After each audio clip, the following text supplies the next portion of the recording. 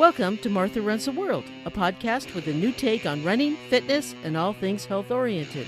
I'm Martha Hughes, your host, and each week I present a new topic that is of interest to all runners. Hi, and welcome to episode 253 of Martha Runs the World. Today is all about eating healthy during the holidays. We all need the help, don't we? Yes, well, at least I know I do. I'm sure a few of you need that as well. But before I get started, just a couple things. I had got two very nice runs in over the weekend, this past weekend.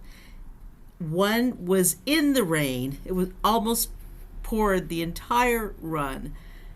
So check out my last episode, episode 253, on winter running, and it includes running in the rain if you want some help. And I actually thought of some of the tips that I left. I said, oh yeah, I remember that one. Let me do that one.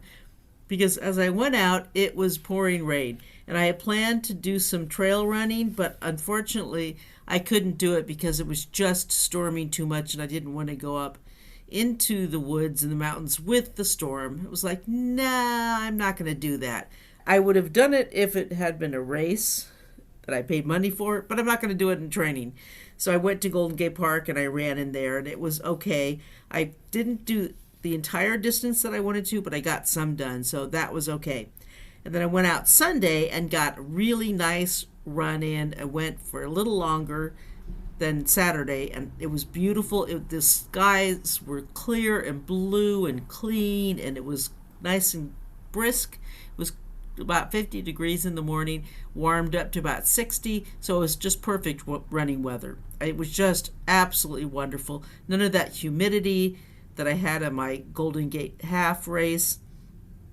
It was wonderful. It was nice. Zero humidity. It was like great. Yes, this is what I like. I don't mind winter cold if it's not humid. Hate that humidity anyway. Even if it's hot, don't want humidity. None of that Florida type weather, right? Okay, well, that's me. Anyway, so that was my weekend running. And if you're still looking for a race for this winter and you don't want something that's really cold, there's a great race happening in February in Nevada, in Boulder City, which is just outside of Vegas. It's happening in February, in the first part of February. It's called the Bootleg Boogie in Boulder City, which is near Hoover Dam. I will be doing it. It's a trail race. There's some ultra distances. There's also, I think, a half marathon, so you don't have to go really far if you don't want to. You don't have to run really, really long. Check it out. I'm going to have a link to that in the website, to the ultra race site, and you can check that out. The prices are very reasonable, and it's going to be a lot of fun. So I will have a link for that. Now, eating healthy during the holidays. Yes, the holidays are upon us. We're here, all hearing the music. We're here seeing all the pretty lights and everything. And we all know what that means.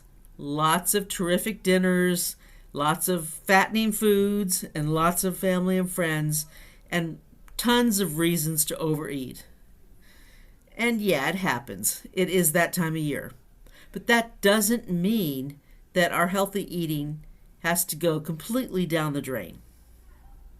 I'm going to help you with some tips on eating healthy, at least for most of the time during the holidays. Now, one note before I start. I'm not a big believer or supporter, I should say. I mean, they do exist, so I do know that. But I'm not a big supporter in following radical eating trends. Food eating fads happen. They've happened ever since I can remember. I mean, remember the cabbage soup diets? I remember those in the 80s.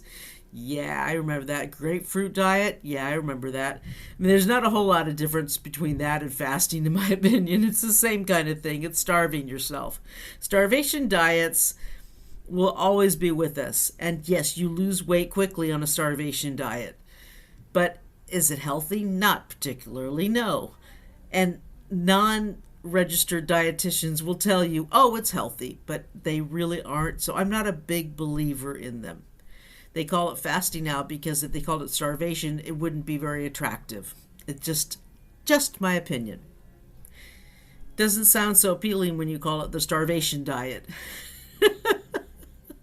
All right. In my 20s and 30s, I suffered from a terrible self-image, and I used to go for hours, sometimes a couple days, without eating much at all. I feel sorry for people who have that negative self-image. And I know that it's not really the eating, it's not really the diet that's there. But that's a whole nother subject for a whole nother podcast. Thank goodness registered dietitians are finally speaking up against fasting, and it is falling out of favor and will disappear just like every trendy radical eating phase does eventually. Radical eating trends are not the way to go, in my opinion. Healthy eating takes time. Healthy-wise is a long-term process. It's not a quick thing. So take your time, eat healthy. All right, but that's not what this episode is about. So I'm not going to say just don't eat, skip meals. That's not what this is about. This is about healthy ways to eat, not radical ones. There is such a thing called the Christmas holiday effect. And it applies to all holidays at this time of year. A 2016 study conducted by Journal of the American Heart Association tested the theory in New Zealand, specifically focusing on the link between the cold climate during the holiday season and the rise in cardiovascular deaths. The study found that 4.2% more people die from cardiac events outside of a hospital between December 25th and January 7th. In 2021, Norway published a study noting elevated death rates connected to cardiovascular disease during the holiday period, and similar patterns were reported in Sweden and Canada as well. A 2018 study in Denmark found high cholesterol to be common after celebrating the Christmas holiday, and while further research is needed to determine a specific cause, experts suggest that conditions may be related to elevated heart rate, blood pressure, body weight, cholesterol, general cardiovascular disease risk, and change in activity level, all of which are prominent in winter months in the U.S. And yes, we runners probably are better off because we're active, but it still can hit us, especially when there's a lot more food, a lot more fattening food, a lot more rich food around. Patients are eating out more, they're going to parties more, and there's more food in the workplace, says one of the doctors in the study. Now, us runners are not immune to this, but we can help ourselves by keeping as closely as possible to our running plans. Have a goal race in February, March, or April, and set up a training plan that follows through the next couple of months. And be flexible with this. Special events come up, and switch around your runs if you can. You don't have to be so rigid that you miss out on all the fun, because that's not going to make anyone happy, especially if you have a family. If you have a family with kids, you're going to have holiday plays, holiday musicals, parties, things like that going on that you don't want to miss. So you want to go to those and enjoy them. You want to have a good time, but you also have your training runs that you have to do. So you have to work out some kind of balance, and you have to communicate with your family about that. So sit with your family, talk to them, and figure out what the best course of action is. Avoid alcohol if you can. Yes, I know, for some of you that's going to be rough, but try not to drink all the time. Or drink water first and have one alcoholic drink. Alcohol this time of year is the villain of many indulgences during the holidays. Not only in the drinks themselves, but it can loosen our resistance to eating more. And when I used to drink, if I had alcohol, that probably would make me eat a lot more, and eat a lot more of the stuff I shouldn't have. Veggies are key Though fruits count too. Vegetables tend to be lower in sugar and are great at helping you feel full. Fill your plate up with asparagus, broccoli, salad, and more. And we know this as runners, but there's always those big buffet plates with all the good stuff. And you want to go for the good stuff, right? But go for that stuff too. Casseroles contain vegetables, but try to eat the veggies in their pure form if you can. Plan ahead. You don't want to let yourself get too hungry. If you do, you'll risk overeating or letting the poor decisions sneak in. And that's what I'm talking about. I don't get the whole fasting thing. I guess when I was younger, it was all about my really bad self-image problems, and I had horrible self-image. I was insecure. I had horrible self-doubts, just the worst insecurities you could imagine. And that's why I didn't eat, because no matter how thin I got, I thought I was fat. And when you hear people say, oh, I feel fat, I look fat, but they're not, that's where that comes from. And no matter how thin the person gets, or no matter how less the person eats and how much weight they lose, they're never going to be happy, because it isn't about weight loss. So don't, and regular people, if you don't eat, you're going to be hungry, and binging and starving is not really good for your weight, not really good for the body anyway. You don't want to do that, because at the end of the day, if you haven't eaten enough, you come home and eat everything in the house. That's not what you set out to do in the first place, is it? Don't skip meals just to cut calories. Instead, try eating smaller portions throughout the day.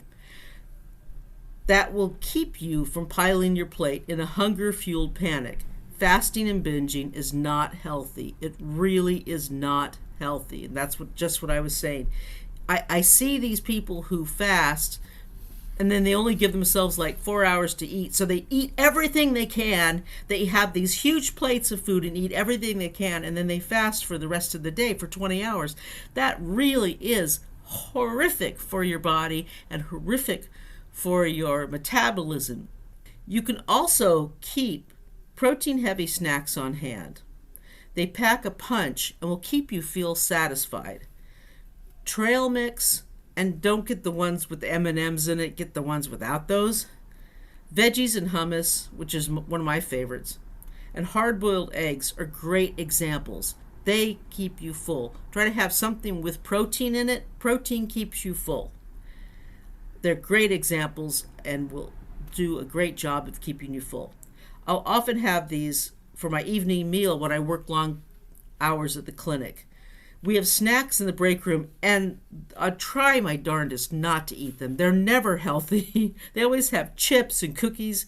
Oh my goodness, the last thing I need is a bag of cookies or chips.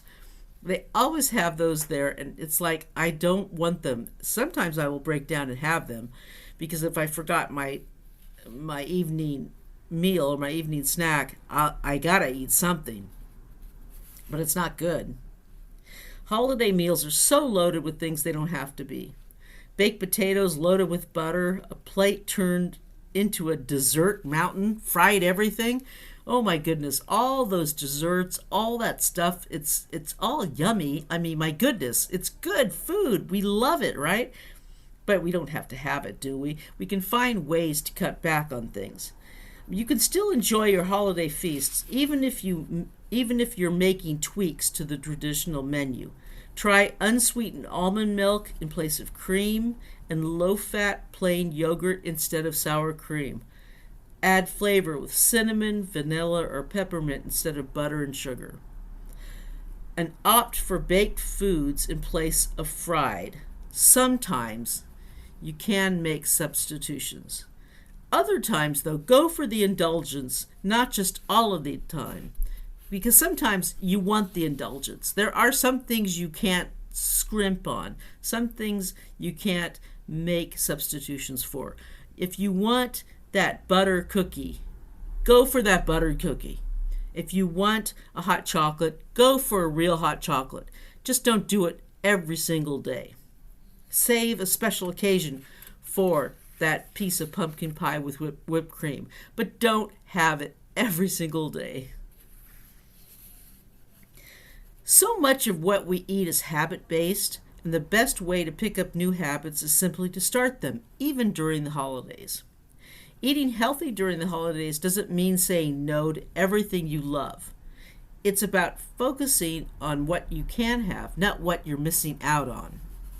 Pay attention to portion sizes, gravy to taste, not until your plate is a pool. Don't pour gravy on everything.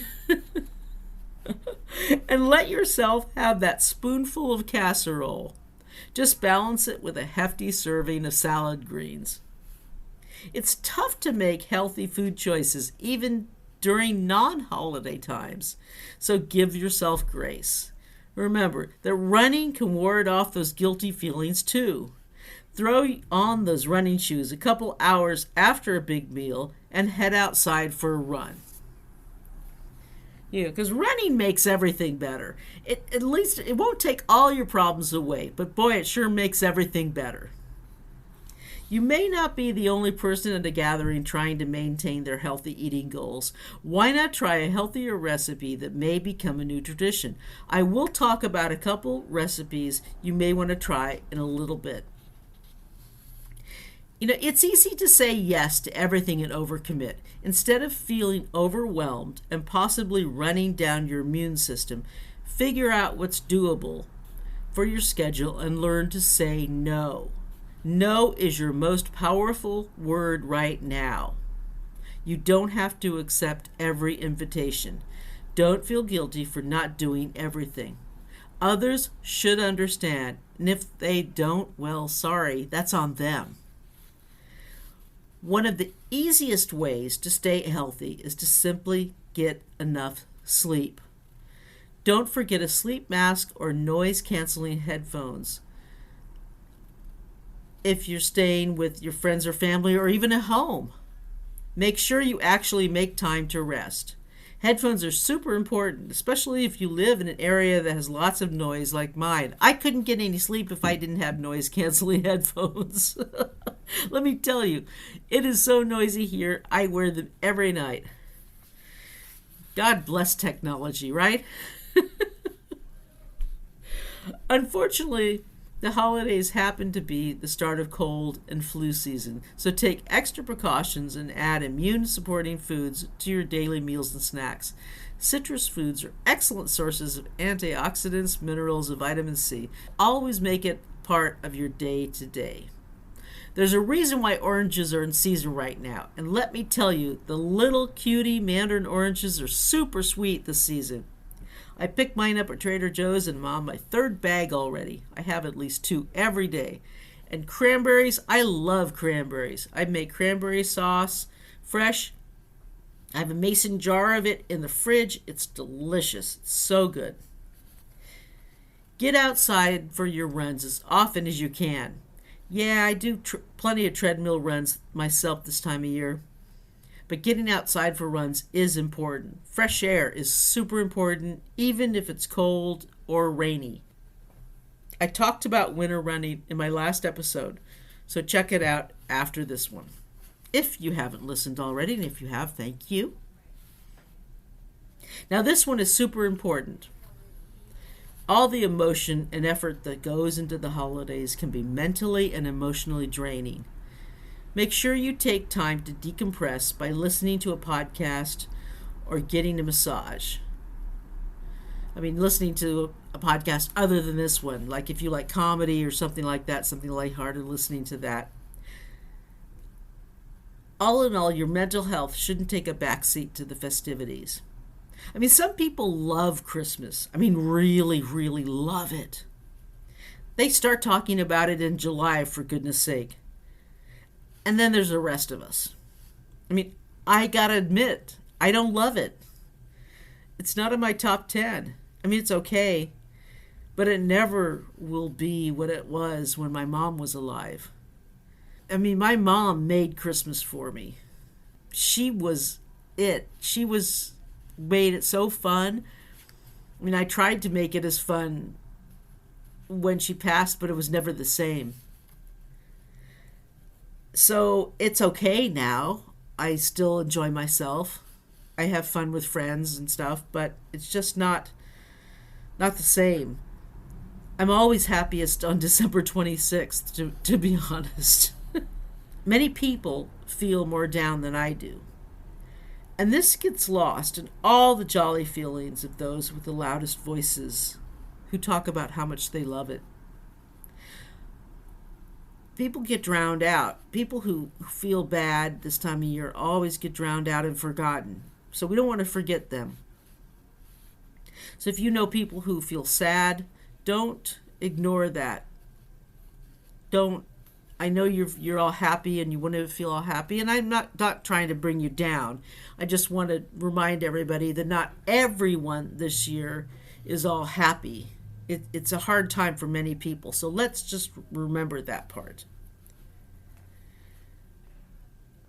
And if you are feeling bad, take some time to yourself, meditate, listen to music, whatever kind of music makes you feel the best. Metal always makes me feel good this time of year.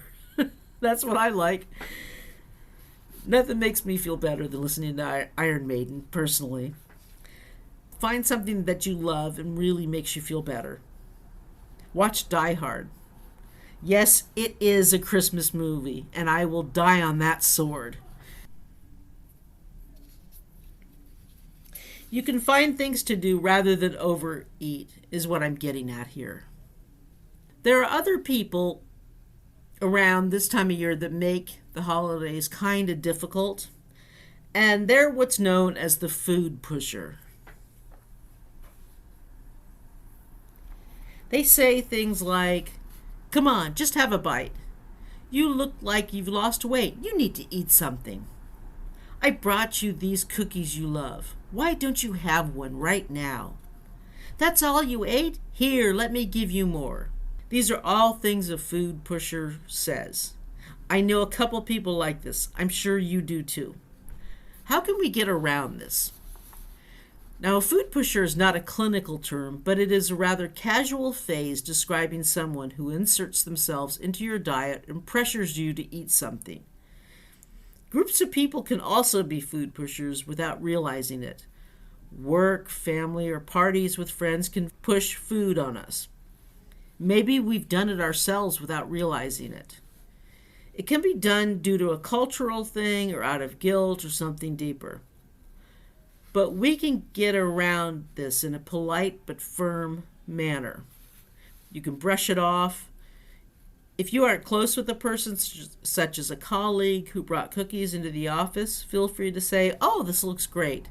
You can take a piece and bring it to your desk, and then it's up to you to decide whether to eat it or not. You can just wrap it in a napkin and toss it if you want. I know that seems a little callous, but it might be easier to do that rather than say no thank you or something.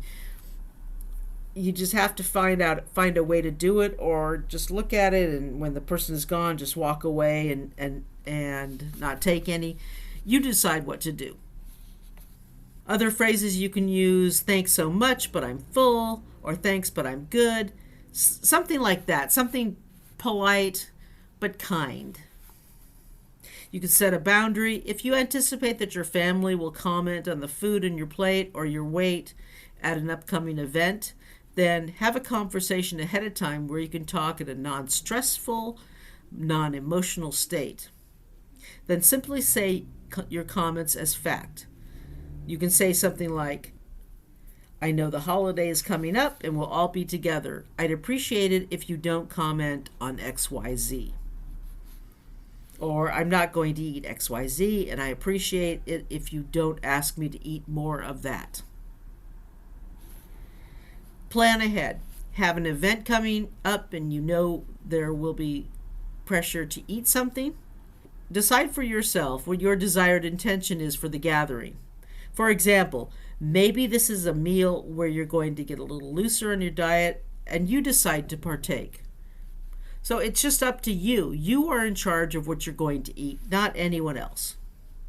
Maybe You want to have a serving of a special dish, but you also bring a healthy vegetable side that you can use to fill up much of your plate.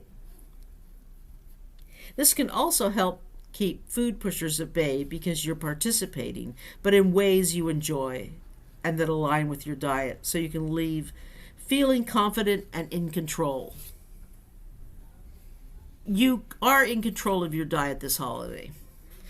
I'm going to give you 3 recipes, and the links will be on the website, martharunstheworld.com. And 2 of them are 2 vegetable sides, and I'm going to give you a dessert one. And none of them are high in calories. They're actually quite healthy. And I'll give you recipes for them. First one is oven roasted squash with garlic and parsley. It's very, very simple, and it's very tasty, and I have tried these. They're very good. The next one is for tangy green beans, and then cranberry lemon cheesecake bars. And they're all really good and lower in calories. They're not calorie free, of course, but they're really, really good and very tasty. And then the last part of the episode this week, I'm introducing a new segment that I'll close each episode with, called The Last Word. In this final segment, I'm giving an ending opinion about something. This week, I'm going to say a few words about fad diets. And a fad diet is something that's going around like that meat diet, and it is a diet, or fasting is a diet. It may be working for you, this fasting thing. And if it is, and it hasn't led to any negative side effects, that's terrific. But for many others in running, it has harmed them and it has hurt their running. Be mindful of why you started to fast. Is it because of a negative self-image? Is it because doing the hard work of losing weight through keeping track of food and healthy eating is too much hard work? These 2 reasons are red flags that there are deeper issues. But that's entirely up to you. You decide what your choice is, but be careful. And that's my last word on the subject. Enjoy yourself this season. Don't stress over things too much.